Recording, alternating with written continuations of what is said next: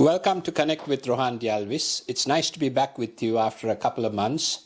As a matter of fact, I was in Sri Lanka during the summer recess, back here in the UK now. Start off this season, I have a young stand-up comedian who's very much in demand.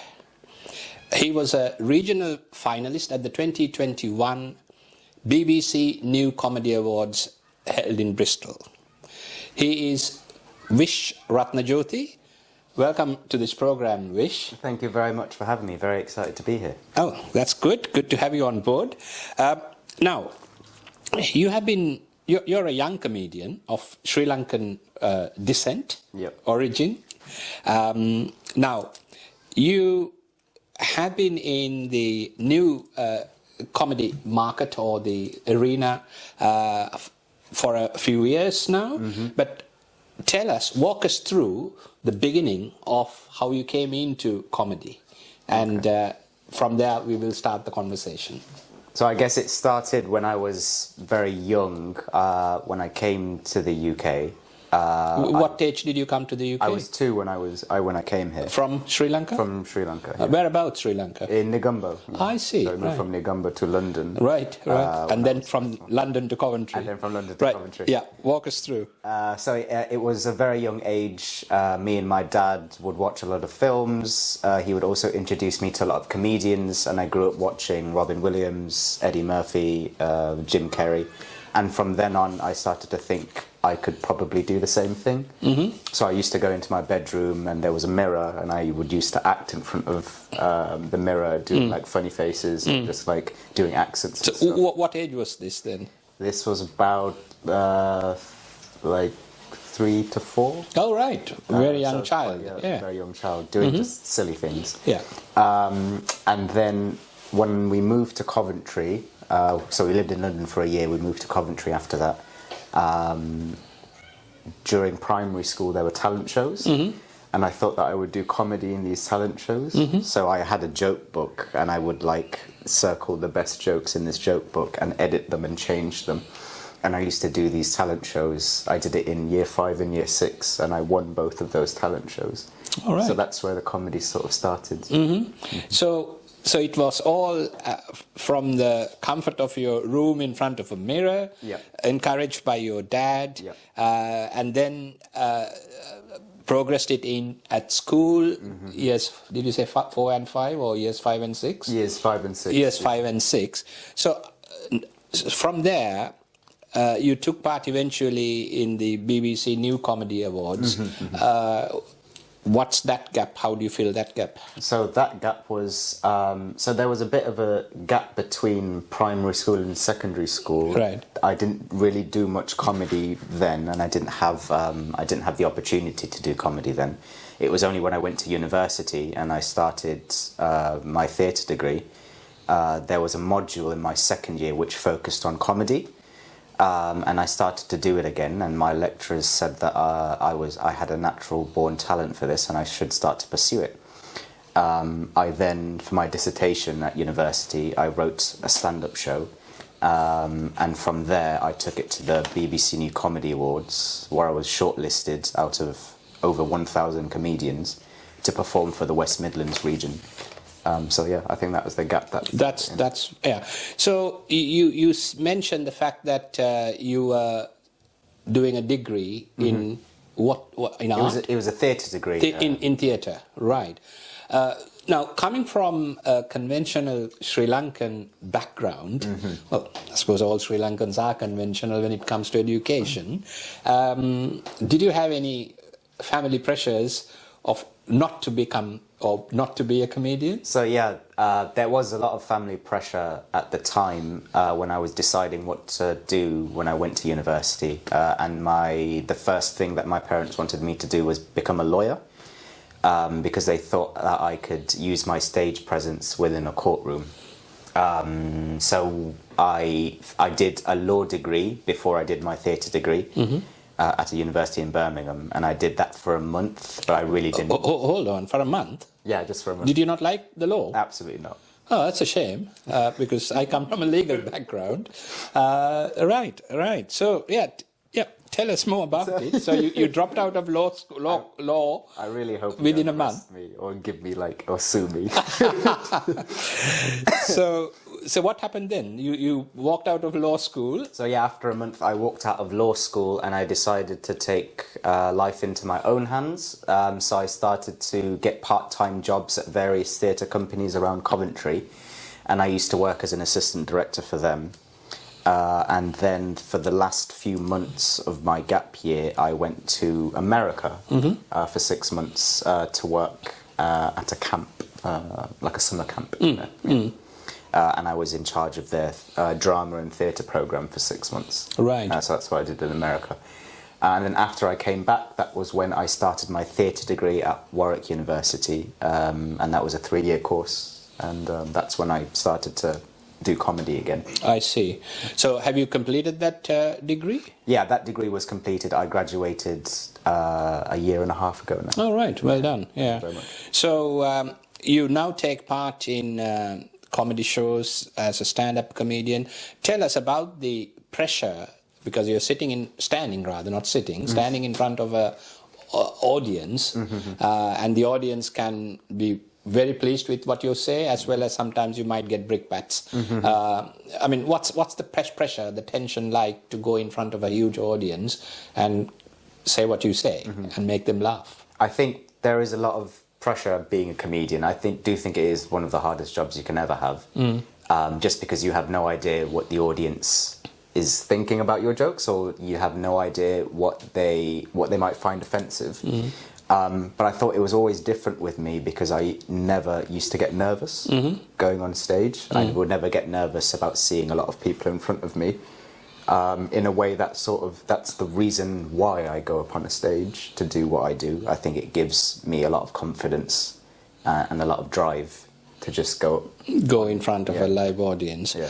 So that's encouraging to know, because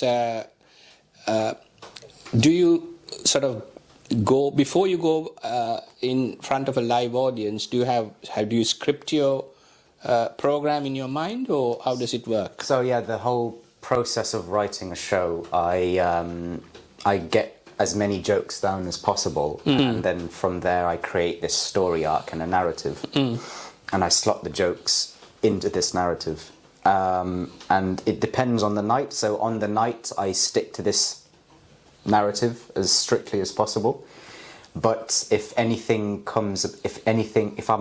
talking to an audience member and that's not in the script, and if that works, then I can use that for the next show. Interaction with the audience, right? Yeah. Those are the things that are not scripted. Right. Interaction with the audience and interaction with anything else, really. Those are the things that are not scripted.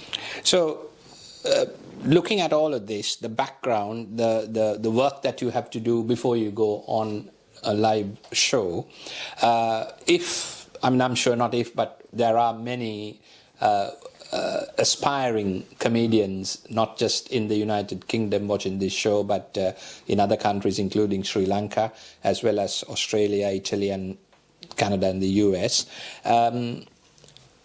What's the best advice as a young performer you could share with, impart your knowledge, experience with younger aspiring comedians? I know you are young, but there will be another 2 or 3 generations in front of you, or behind you rather, who would think, well, actually I can be a comedian. Give us a little bit about some practical tips, advice to that audience as well. I think practically it's about getting out there and doing as many open mic nights as possible. You don't get paid for them, unfortunately, but it's a really good chance for you to get out there, to show your skills to as many people as possible, and it gives you a lot of experience, especially when working with different sorts of crowds, and especially testing out your material as well. And these open mic nights you can find anywhere across the UK or wherever, and it's not just UK based, you can find them anywhere across the world, really. But it's a great way to, I guess, like, test out your material. It's also a great way to just riff with the audience and work on your improv skills, and yeah, it's just the best way to really and to become be a better comedian. Better comedian, and to be relaxed in front of an audience and all of that. Now, Vish, your parents wanted you to be a lawyer. Yes. But you mentioned, I think at the outset of this program, that your father was quite interested, in exposing you to the established comedians and so on.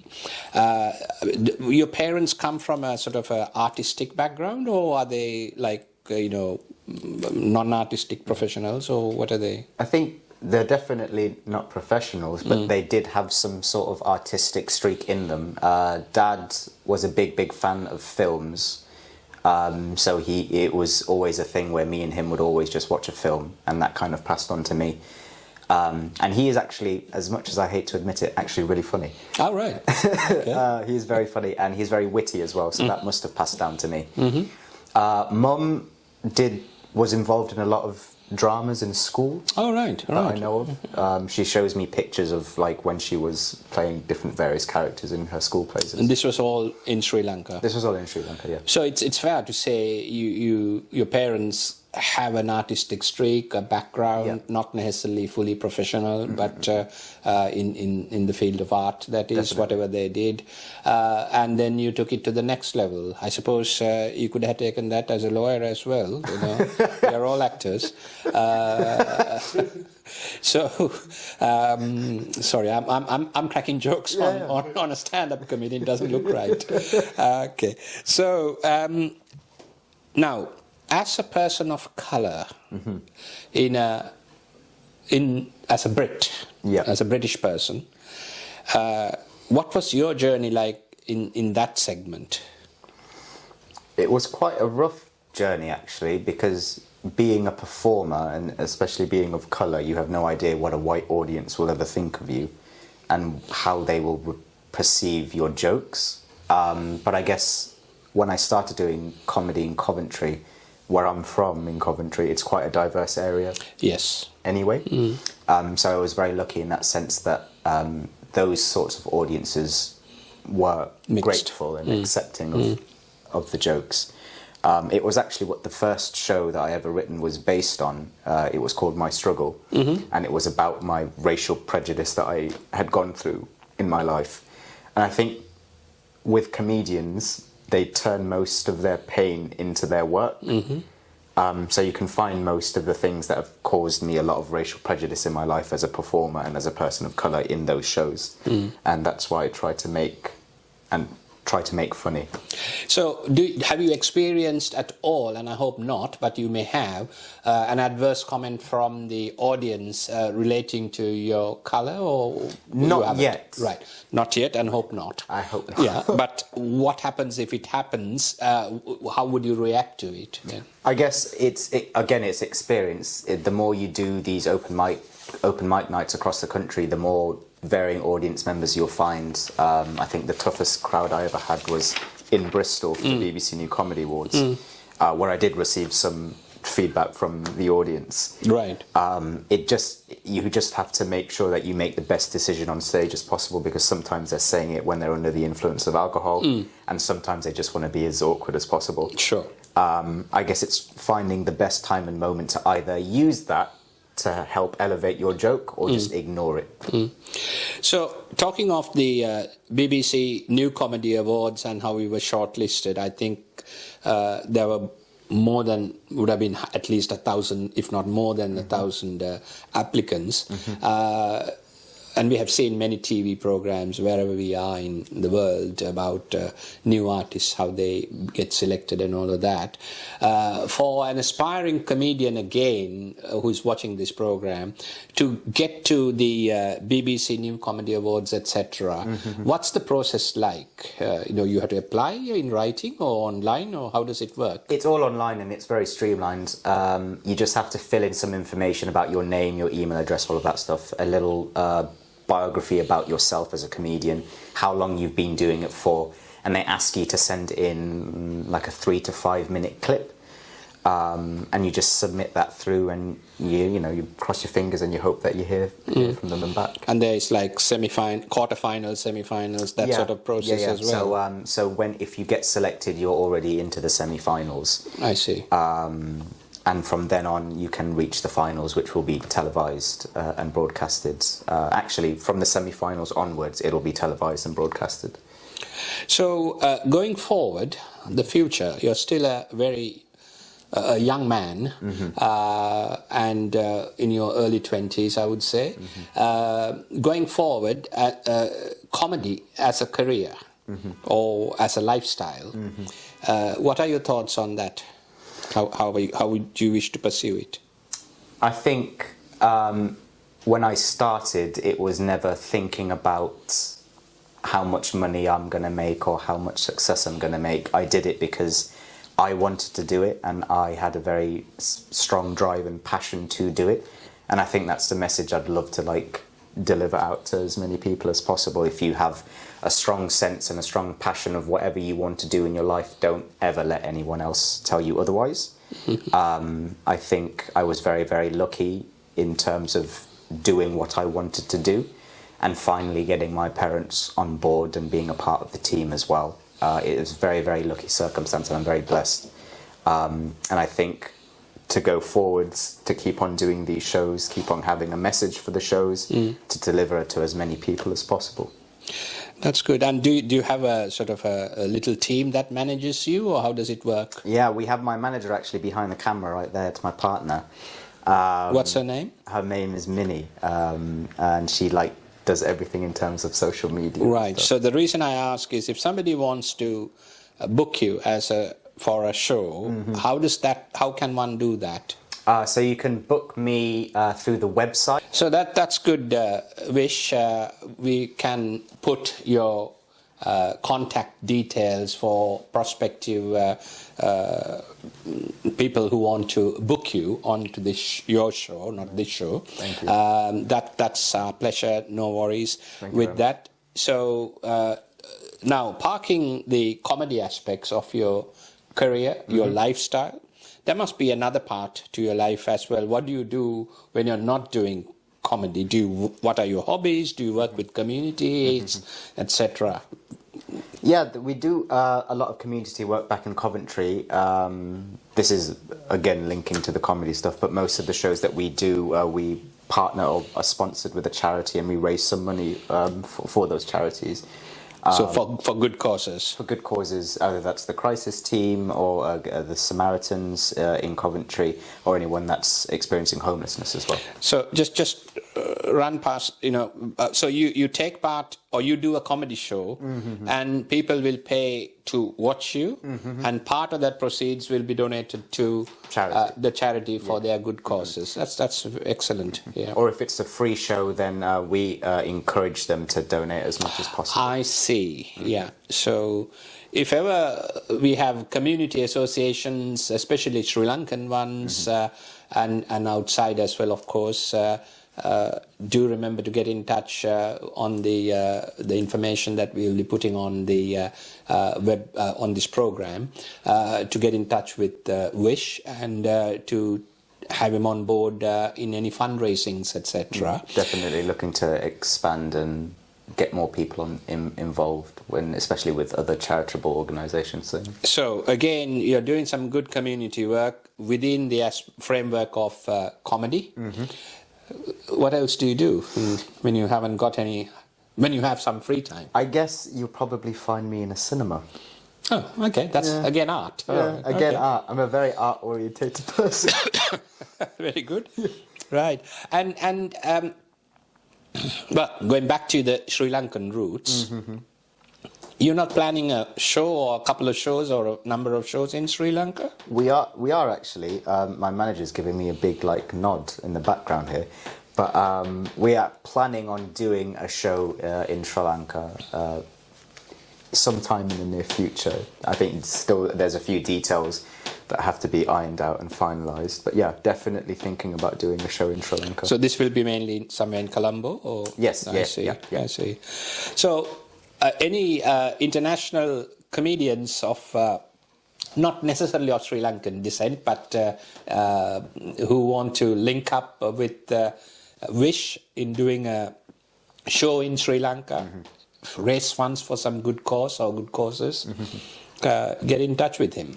Also, if we are doing a show in Sri Lanka, always looking for some support acts. So if any Sri Lankan support acts would like to contact me, please do. It'll be nice to collaborate with other comedians that want to get onto the scene and be given an opportunity to do so.